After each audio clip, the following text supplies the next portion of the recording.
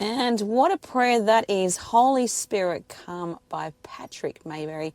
Good morning, guys. It's Sunday morning. Welcome to Rhema Central Coast on this beautiful Sunday morning. Beautiful obviously depends on the person. Perspective does play a role in that.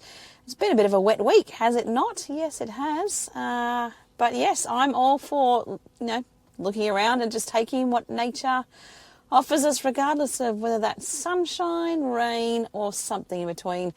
There is beauty in all of it, and I hope and pray you can enjoy, whatever today throws at you in terms of the weather. If you get a chance to snuggle up because it's raining, make the most of the rest. If you are out and about and the sun happens to be peeking through by some, sheer chance, enjoy that too. Get out and amongst it. Those vitamin D natural things that God has given us, it's a gift, and it all helps us.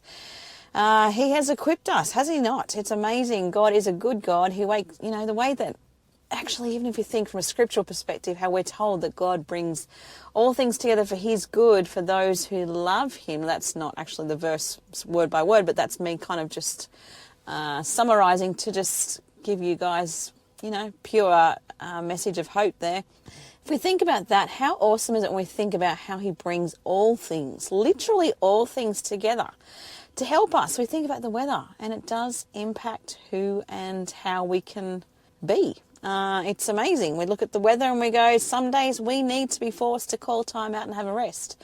On those rainy days, you betcha, that is where we tend to want to be, just snuggled up and having a rest. On those days when that sun is kind of shining down on us and giving us those moments of just getting out and about, we're being given this beautiful natural resource of vitamin D that gets us going. It is amazing when you think about it like that, just how much God, he really does in all things work it together so that we are benefited.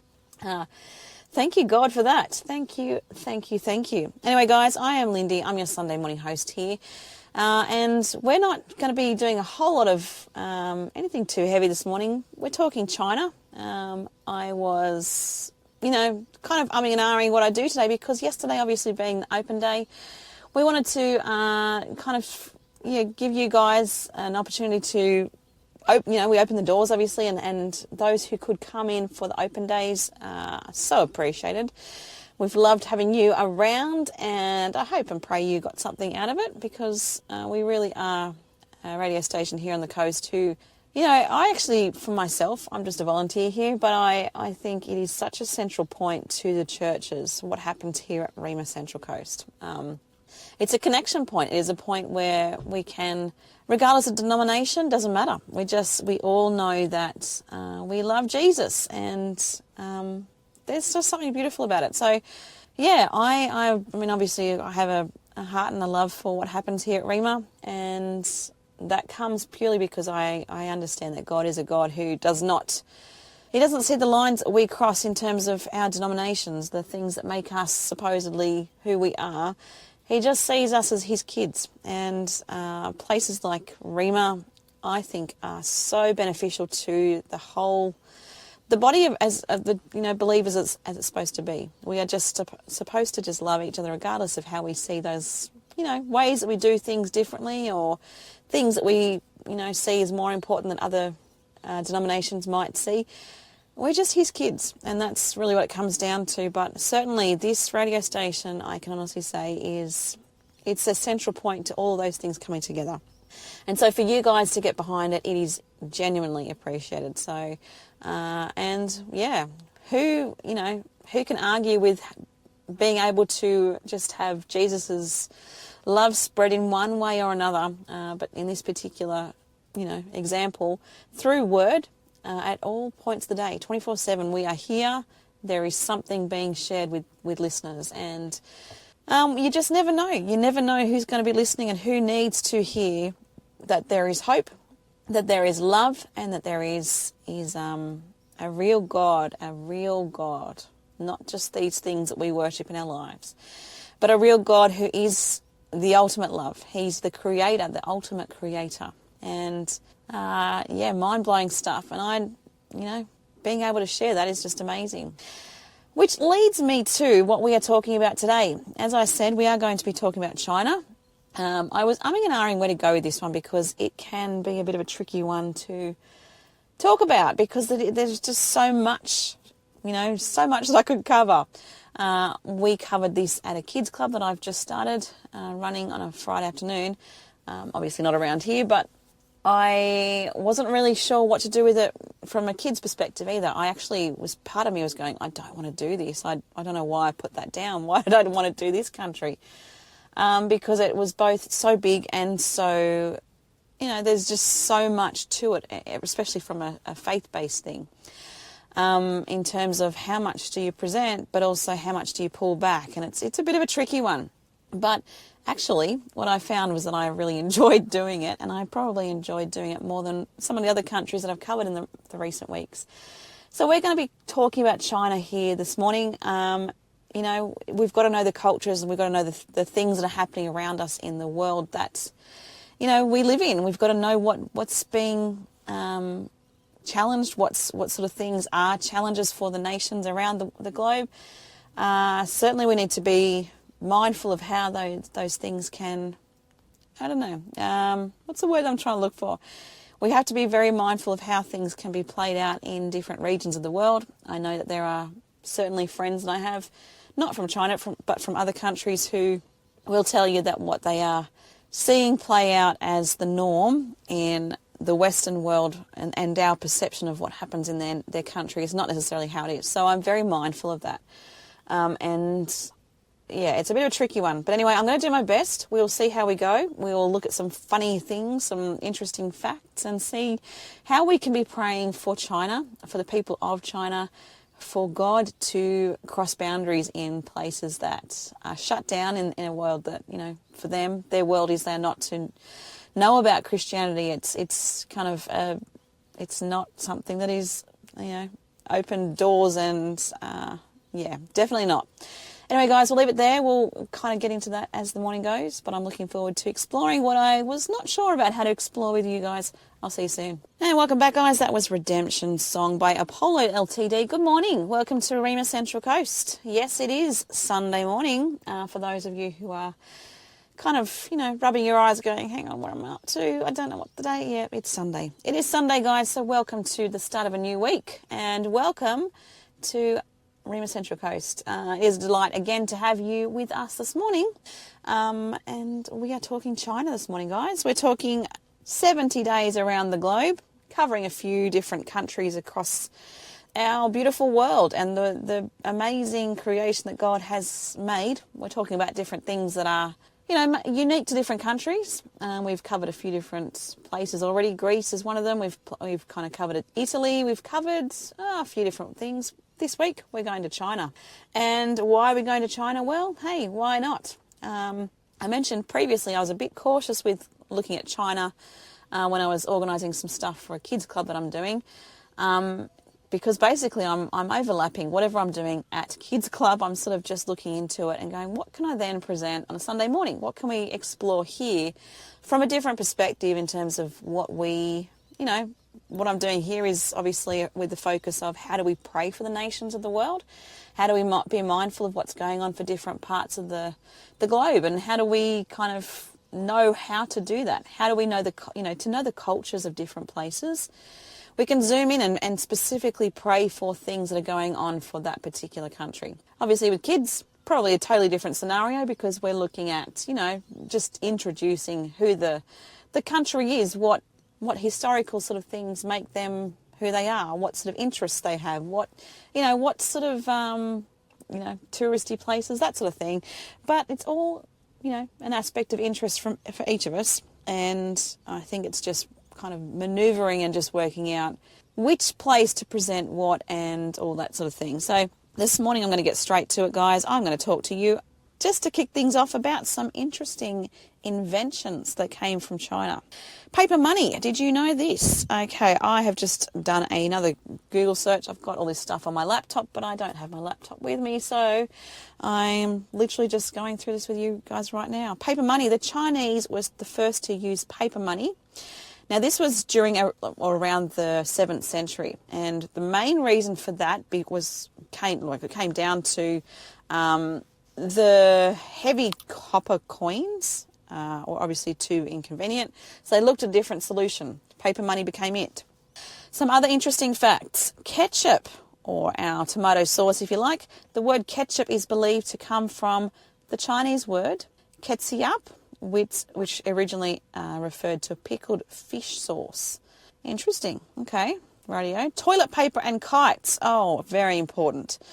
Toilet paper was invented in China in the late 1300s. It was, at that point, strictly reserved for emperors.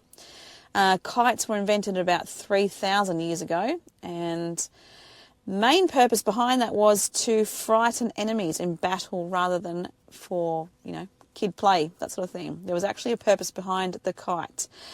The first soccer. Okay, historians believe, this is just, I'm reading it word for word from a Google search. Historians widely believe that military exercises took place similar to soccer, and it originated in China at around 1000 BC. There is a word here that I'm going to pronounce that I don't know if it's actually right, but it's got known as the kaju or kickball. Not sure if I pronounced that correctly, but that's okay. Yes, I did do Chinese at school. I don't have any idea what I learned. I think the only thing that I actually learned was ni hao, and that was probably a waste of 2 years. But anyway, yes, that's as far as my Chinese expertise goes. I'm sure my parents are really thankful for all those school fees they paid. But anyway, guys, yes, there is plenty to consider when we talk about China. There are just some funny little facts that we can kind of look at from a historical perspective. And kind of smile over, wow, okay, that's interesting. Didn't know that. In terms of geography and wildlife, we're going to come back to that soon. But I'll see you in a little bit. We'll talk more. See you soon. And how appropriate is that? Wake up, sleeper, by Austin French. And wake up, sleeper, if you happen to be someone who is a bit of a sleeper inner today. Wake up and enjoy the day, guys. Get out and about. Enjoy it. Make the most of it, because it is a gift God has given you. And it's given to us, I should say, both of us. We are, yet to enjoy and see what God has in store for us on this beautiful Sunday. And I really hope it is a beautiful Sunday for you. I do mean that. Guys, we're talking China today. Let me tell you, there's some plenty of things we could talk about when it comes to China. Knowing the direction to take when I'm doing this each week is a little bit like, I'm not sure. What do I do? But there is a lot to sort of think about when it comes to Chinese culture, to Chinese history, to Chinese politics. It's like, okay, one of those, when I think of it from a visual perspective, I think of one of those little, those little flicky game things where you have to flick the spinny thing and see where it lands. And that's kind of where I feel like I'm doing that this morning a bit. But let me introduce you to some of the sort of cultural norms, if you like, from a research perspective, because I don't know how accurate it is actually living amongst it.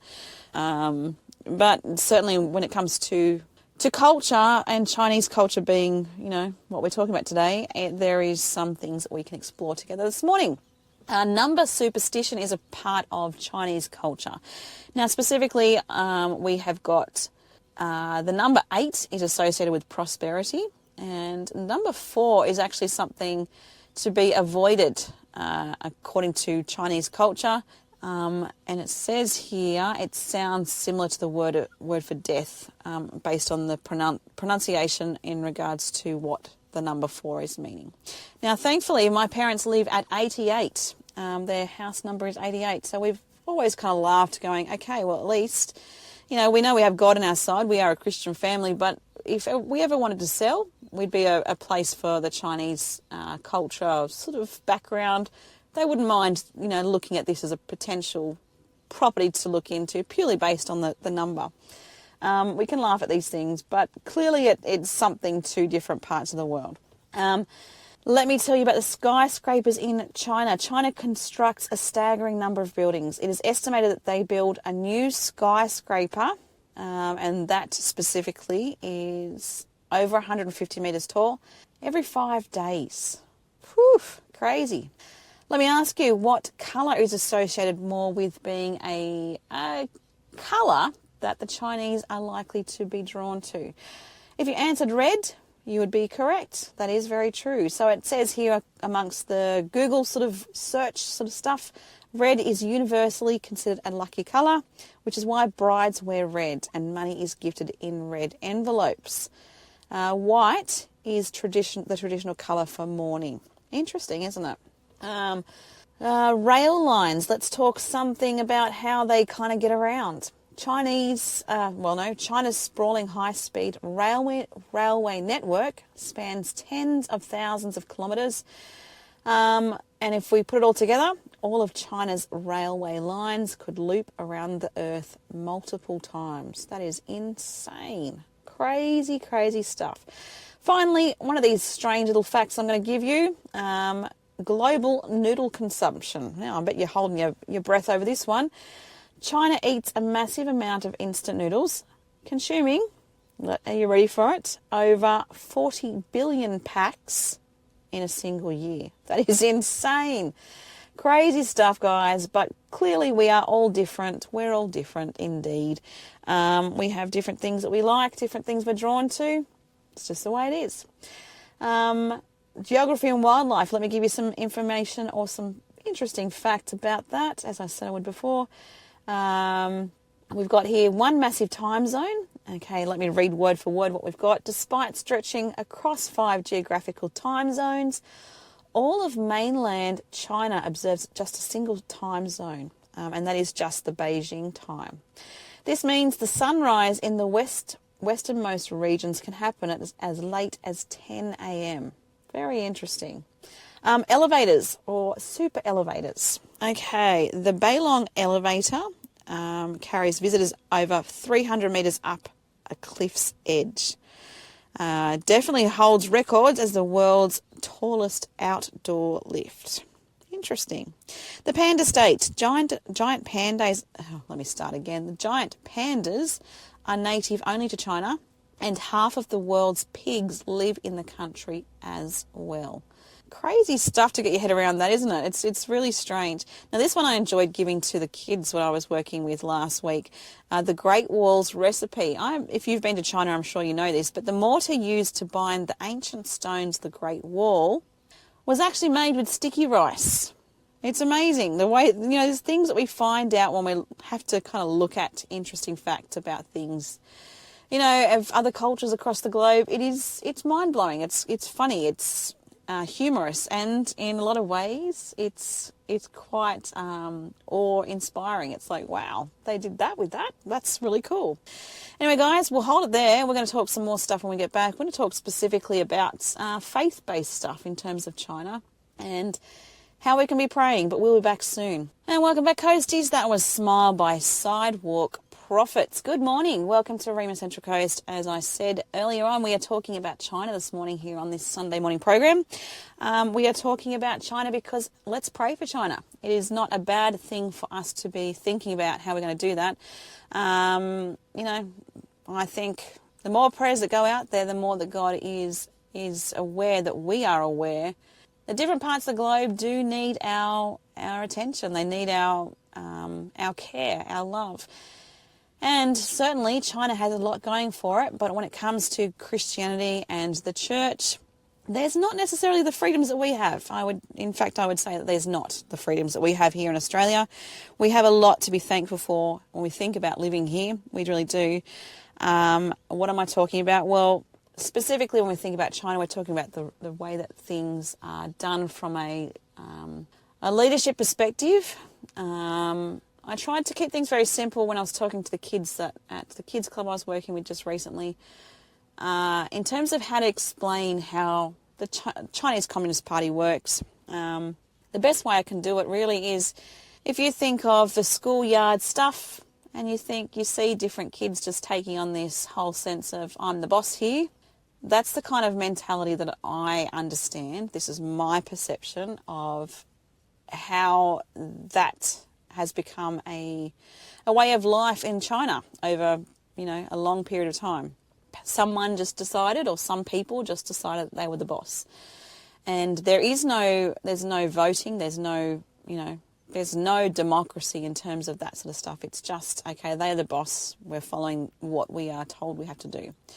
So what does that mean for the Christian church? What does that mean for freedom of thinking, freedom of, wanting to search for more? I would say, from what I can see in the research I've taken, that means that it's limited. And we certainly see that there has been an underground church for a long time in China. From what I understand, it's actually thriving in a lot of ways because there is so much stuff underneath it. There is a yearning, there is a need for those who want to know Jesus to find ways to find him. It's a boundary that I don't think any of us really understand because we have it so easy here in Australia. Having said that, many of us have come from other parts of the globe, so we probably do know in a lot of ways. But I myself have not experienced the tensions when it comes to not being able to find a spiritual part of me, the yearning to know more. I thankfully have just been taught about Christianity. I've been taught about other faiths. I've been taught about how people do things. Doesn't mean it happens like that in other parts of the globe, and that is what we see when we look at the ruling or the way that the Chinese Communist Party mandates, really all religious practice. Now, specifically, if I am going into some more information about that, I want to just say that, there's been a crackdown on the church, the underground church. And what does that mean for people? Let me read to you what I've found. The government's number one priority is control. So this is the Chinese Communist Party. And it continually pressures unregistered house churches to join the state-controlled system. Under President Xi Jinping, I can't pronounce that properly because that's the first time I've said that, this oversight has intensified into a significant nationwide crackdown. Specifically, they've identified here that authorities are likely to arrest prominent pastors. They are likely to demolish unauthorised church buildings, monitor what is happening within congregations, specifically using advanced technology. And we have got here, in recent years, authorities have continued to target well-known unregistered congregations. They're trying to obviously break down the power of the church amongst the people. Now, I found this from YouTube. It was via a Google search, but it's specifically linked to some information on YouTube. There's things here like they arrest church leaders and specifically link that to charges like fraud or illegal use of information networks. They find some way to shut these, truths down. And, it's all about control, guys. Imagine living under that. Imagine not being free to explore your faith. Well, that's what these people are living with. This is what the Chinese population, who are seeking more, who are wanting to know more about religion in general, but also the Christian faith specifically. They can't. They can't do it with the freedoms that we have. So what does that tell us? That means we have two directions we can take. We can be praying for those people. We can be praying for a breaking down of the need for control in parts of the globe. We can be praying specifically for China. We can be praying for those who are making the calls, who are calling the shots. We can be praying for them in all sorts of directions. We can pray for their wisdom, their discernment, for an awareness, or even for their own yearning to know more about a spiritual part of who they are. For them to get to know other religions beyond what they are being taught as right. We can be praying for those who are living under it, that they will be seeking more, more avenues to explore Christianity, that those who are in places like Australia can find ways to reach them, to share the good news of Jesus Christ. And that's what it is. It really is. And for us, this is what we can take away. We can be, in absolute thanks that God has protected us so far to be able to have these freedoms. And pray, continually pray for the protection of that, because what we have, guys, is an absolute gift. It is a blessing that we can have the freedoms to be able to open our Bible without questioning anything, that we can meet with other Christians in a cafe and talk about our faith, that we can go out to the park and we can share with our kids the creation and be open to saying, we didn't put that there, God put that there. That is a freedom that we have. Let your prayers this week, guys, be thinking about those two things. How we can be thankful for what we have, but also be in prayer for those who are still living under the leadership or the direction of governments who don't allow this. And prayer is powerful. Hold on to it and stick with it and fight in prayer, guys, because there is a world out there waiting to hear about Jesus. We may be the reason they get to do that. Keep fighting. I'll see you guys in just a little bit. We're going to wind things up and but think about that. Keep praying. And welcome back, guys. That was You Got Me. And you do got me, because I'm right here with you for just the next, few more minutes. We are winding things up, obviously, for the day. We've been talking about China. We've been talking about some interesting facts there. Perhaps you're somebody who's been out and you've actually seen the Great Wall of China. Or you may have seen, plenty of other things that are over there. I haven't covered a lot of that this morning. Because for me, I think, when I think about China today, I'm thinking about those who are persecuted because of their faith. I am thinking about those who are calling the shots and making it harder for other people to explore their faith. I'm thinking about us here in Australia, because we don't have those same levels of tightness or control. Certainly, I think it is something to be praying for, because you just never know who could be put in power next, and you don't know what their priorities are. So we do need to pray for wisdom, for discernment, for an uprising if there are, people who you kind of think, not sure about what you're going to do with the power that if we give it to you here in Australia. And we can see when we look at other countries, particularly like what I have mentioned this morning, where you've got the Chinese rules. Basically, it's not a democracy. It's, people just happen to be born into the power, or they just suddenly decide, if you like, going back, that's a very simplified version of how things work, but they just decided, we're in control here. We're taking, we're going to call the shots here. And as I said, that is a very simplified version, but I'm trying to keep it very sort of radio safe. But it's just a different way of doing things. We obviously don't have that. We have democracy. We have a willingness and an ability to have our say. Not everywhere has that. That is the main emphasis I'm trying to put on today, is that China don't have that freedom. They don't have the ability to say, enough is enough, we want to change, we want to see things done differently. And so for those who are living under the discomfort of that, who are not able to experience their spiritual, I guess you could say exploration, they're not able to look out and sort of go, I'm interested in finding out more about this aspect of this religion, but in particular we're talking obviously Christianity today. It's got to be really hard. It has got to be so hard, because I do believe that as people we have a yearning to know more. People who are atheists, we can look at them and go, how did you come to that conclusion? Well, they did because they were free to choose. But when you're not free to choose, that's a totally different thing. When you're not free to be given the information you need to be able to sort things out for yourself, that's different again. So we can be praying for those guys and keep them in your prayers in the next few weeks, really. Pray for movement. Pray for a spiritual awakening, a yearning.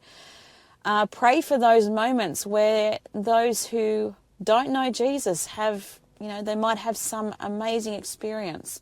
We're working with the God of miracles. We're working with the God who can get into those cracks that no one else can get into. We are working with the Holy Spirit, the Spirit that can move in places that we can't even imagine. So pray, guys. Get on your hands and knees. Plead with God. And I don't mean that literally. You don't actually have to get down on your hands and knees. But what I'm saying is, from a spiritual perspective, lay it before God and say, God, this is important. the Chinese people, they need to hear of your love. And it is important for them to know your love, to see freedoms, regardless of what that's, what kind of context that is, whether it's just, whether it happens to be a physical freedom in actually having the ability to access the information about Christ, or a spiritual freedom where there is an awakening and a stirring and a need to know more, obviously, hopefully following that, a decision to follow Christ. But yeah, we have a responsibility in that. So I urge you this week, guys, keep China on your thoughts, keep it on your radar, keep the Chinese people in your thoughts and prayers, and be amazed by some of the things that they have done historically. Do a bit of research. It's interesting. I've really enjoyed looking into different parts of the globe in the last few weeks. And China, as I said earlier, it blew me away because there was stuff there I thought, didn't get that. I had no idea that was a thing. But yeah, obviously we have an acceptance that people do things differently across the globe. But when we know that Jesus is the ultimate hope, of course we want to share that. So that is my prayer this morning for those who are out there amongst, the world that we live in, who have not heard Jesus and the truth of him.